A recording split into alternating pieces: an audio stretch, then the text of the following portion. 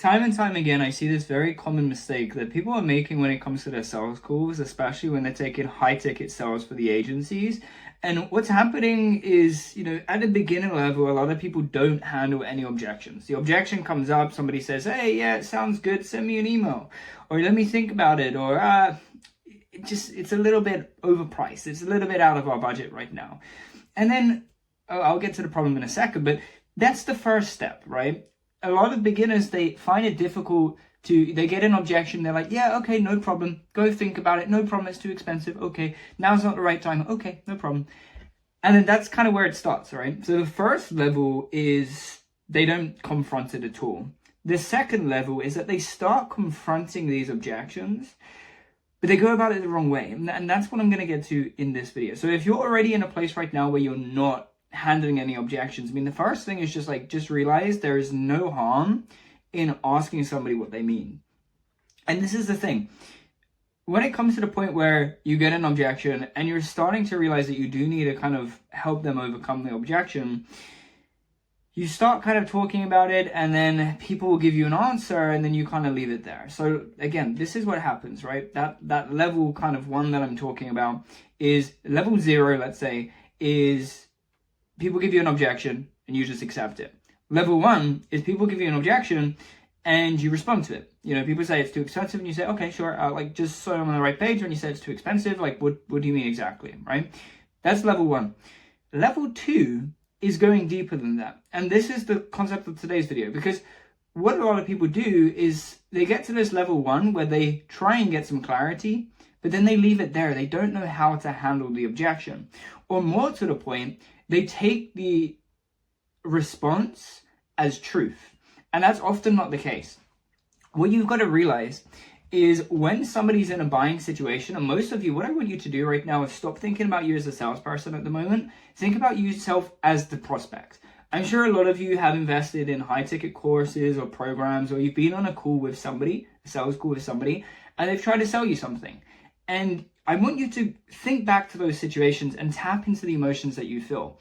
I have spent multiple 5 figures on my education, on different programs, mentors, coaches, like around 30K by now.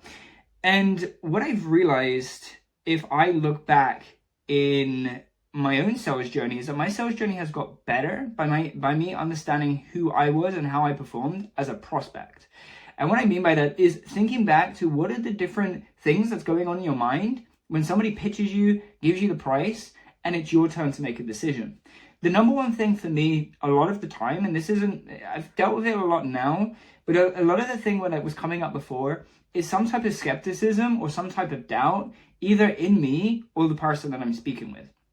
So what happens is they pitch me and I feel very confident. I'm like, yeah, this seems cool.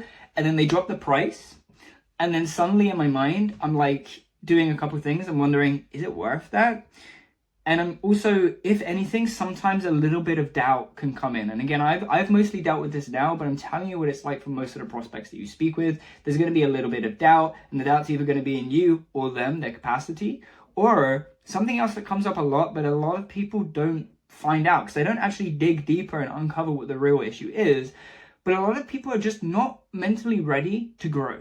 A lot of people aren't mentally ready to leave their current comfortable reality and move to a better reality just because of the fact that it's not comfortable to them. Okay, and what I mean by this is, again, bringing back to you as a prospect, I'm sure there's been times that you've been on a call, and I can say this, I can put my hands up and say 100%, I was on a call with somebody, pitch was great, he says, great, it's going to be 15K, and I paused, and I'm like, am I ready? Am I ready for this? Am I ready? That was the question that was going in my mind. I'm like, I have the money, but am I ready to make this jump? And that's ultimately what I had to kind of sleep on. I had to really figure out, like, look, I just went on my way to booking the sales school, took an hour of my time to attend the sales school, answered all of the questions. They pitched me. It's exactly what I need. But am I ready to hit that level of my business? And the only reason that I can reflect on it and realize that that was an issue for me is through that reflection, is through taking the time to think, what am I like as a prospect? And the reason that I'm telling you this is because I want you to understand that, again, there's that level 0 where somebody gives you an objection, you kind of leave it alone. Like, sure, yeah, you need to think about it. Okay, let's That's fine. There's level 2, somebody says, I need to think about it, and you say, what do you mean by that? And they tell you. But then the next level is going deeper. And it's when somebody gives you a reason, it's not accepting that as truth all the time. Because a lot of the time, people are just going to give this like knee-jerk, is that what they call it? Like a knee-jerk reaction. If you go to the doctor and you've got a pain on your knee and the doctor touches it and you automatically move the leg, that's not a conscious reaction. It's the body reacting to the pain stimulus of them touching the pain point, and then your body kind of moving to escape that pain or whatever it is that's going on the subconscious, unconscious level. You've got to realize the same thing happens in the sales environment. You pitch somebody, they give you a reaction, and a lot of the time that reaction is just a knee-jerk reaction. There's no conscious anything behind it. It's just some subconscious thing. Oftentimes, because it's subconscious, they wouldn't be aware of it. If they're a very self-reflective, introspective person, then they may be able to tell you. But again, what most of you are not doing is going to the level where they will share that with you, okay? And again, that's what we're talking about now. So I've taken a little bit of time kind of bringing this up because I want to make sure that you understand the situation, which is, for lack of a better words and a better analogy, they're not necessarily being 100% truthful with you, but it's not because of them. They're not doing it consciously necessarily. Some people will lie to you. Some people will say it's just a money thing where it's not, and it's a different problem. Some people will say, I need to think about it, when there's actually money, partner, time, doubt, many different things. I actually tell most people that I need to think about it isn't an objection. It's kind of like a middle ground. So a lot of the time people will say, I need to think about it, and then these new closers will be like, what do you need to think about? And then they'll be like, well, I need to think about if it makes sense financially, and then they kind of leave it there. But you have to understand that there's layers deeper. And if somebody says, yeah, I mean, can you just send me an email like with a proposal? A lot of people are just giving into that. And they're like, yeah, sure, I'll put it over. Hey, you know what I will also do? I'll also send over some case studies, and I'll send over a recording of this call. And like, that's okay, but you still haven't uncovered what the real objection is. So what you're dealing with then is you're just kind of guessing. And this is the wrong way to go about sales. One of the number one pillars for me when it comes to sales is clarity. Making sure that you have full clarity on the prospect, their current situation, their desired situation, anything that's holding them back from growing, and why specifically your offer would be good for them. So that's clarity on the prospect, and then also clarity on what your offer is, how specifically it's going to help them. Obviously, the pricing, risk reversals, what's included. Like, a lot of people don't know their offer very well, and then they're unable to kind of piece it together for the prospect. But even if you can do all of that, the biggest part, again, is the clarity. It's being able to very clearly understand what the prospect is telling you and understanding what their issue is. Because an objection is just a concern. If you can overcome that concern or help them overcome the concern, then the objection automatically disappears. For example, you get on a call with somebody and they say, hey, my problem right now, or look, I love the offer, but it's just a bit expensive. Okay, sure. That's the first level. They bring up what the objection is. And you understand, you ask them, okay, just so we're on the same page, like, what exactly do you mean when you say it's too expensive? And they will say something, and they will say, well, it's just a little bit more than what we wanted to spend. But even that's not the base level. Like, if you just pause and think logically for a second, that's not a core reason, right? It's more than we wanted to spend. Okay, but what's the reason for that? Is it because you don't have access to any other funds? Is it because you've spoken to other people and you've seen that there's this standard pricing and we just happen to be way more than that? Like, what is the core reason? So again, you would want to dig deeper and ask them, okay, they say it's too expensive, right? You ask them, what do they mean? They say it's more than they wanted to spend. Okay. When you say it's more than when you wanted to spend, just so I'm on the same page, what exactly, what do you mean by that? Like, how do you mean by that exactly? Just so I can understand, where is that coming from? Is maybe a better way to phrase it in response to that. It's okay. And where is that coming from? Or how did you come up with this budget that you have in mind?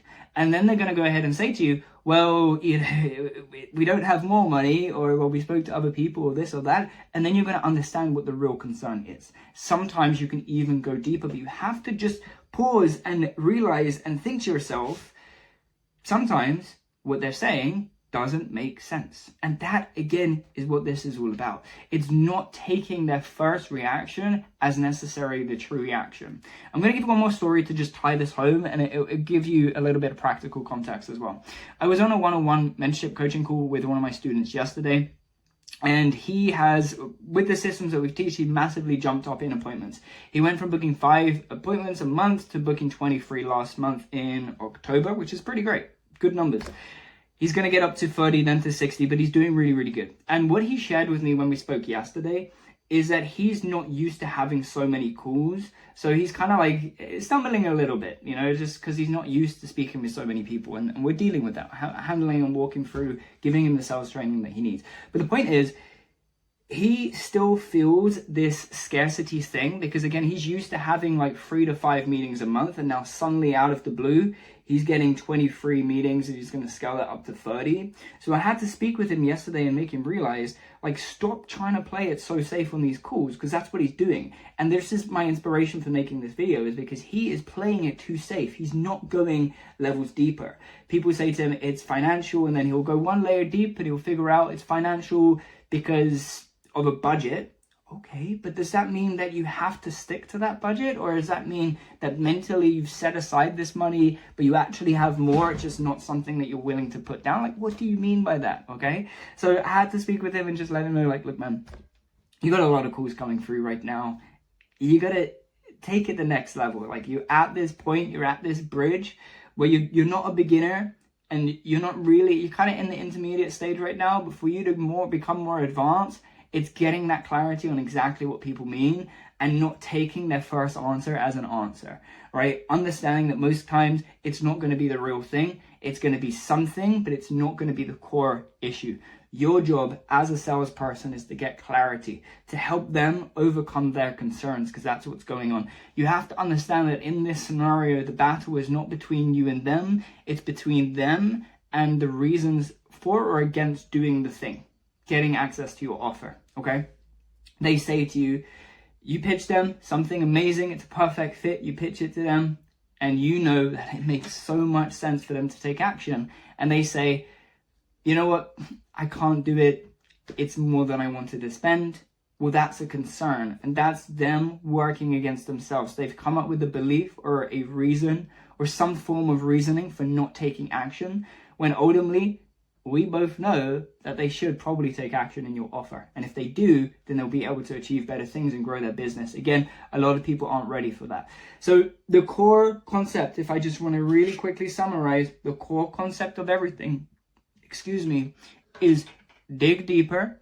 Don't always take people's first answer as the real answer. Understand there's always more context to be revealed, and sometimes you got to go deeper. I'm going to give you one quick mindset thing, actually, as a little bonus. Understand, as I said, we're helping them overcome their concerns for not taking action and changing their life. All right, you're in their corner fighting for them.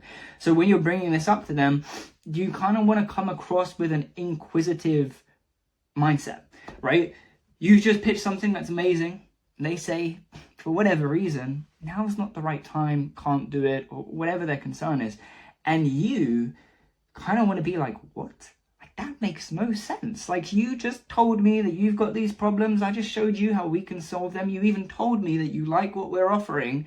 And now suddenly I dropped the price and you said, now is not the right time. Like, let's be honest, that doesn't make sense. And that's kind of what you want to say to them. You kind of want to call them out and be like, hey, that makes no sense.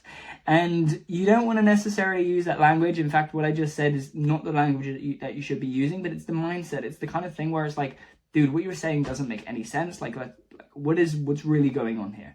And then let's take action. Let's help you overcome these concerns, these limiting beliefs, these things that are holding you back from growing your business, changing your life forever. Let's get rid of these. Let's grow your business. Let's make this happen. All right. That's your job. It's your job to get the clarity that you need to help them overcome the concerns.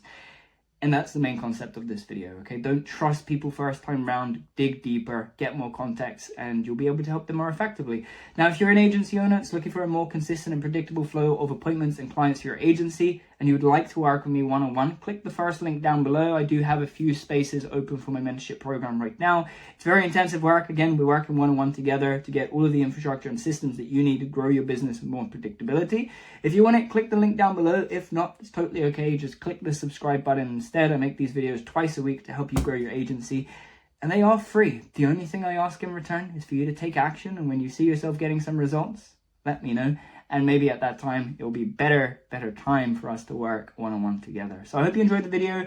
If you have any concerns or objections that are coming up a lot and you would like my specific advice on that, just leave it as a comment down below. I may make a video if I see repeated comments coming, and I can dive a little bit deeper into those specifically. But I hope you found value in this video, and I'll see you again in the next one.